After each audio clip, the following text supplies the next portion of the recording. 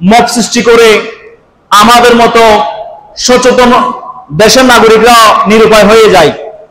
ইমাম হুসেনকে যখন শহীদ করা হয়েছিল, কতল করা হয়েছিল, গোটা পৃথিবী স্তব্ধ হয়ে গিয়েছিল।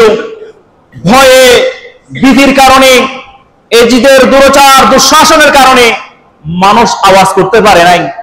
স্বাভাবিক, আমরা ইতিপূর্বে আমাদের দেশের বিপ্লবগুলো আমরা দেখেছি। এক পক্ষ যখন মব সৃষ্টি করে আমাদের মতো সচেতন দেশের নাগরিকরা নিরুপায় হয়ে যায়, প্রতিবাদ করতে সাহস দেয় না। বোঝার জন্য বলছি, কারো সমালোচনার জন্য না।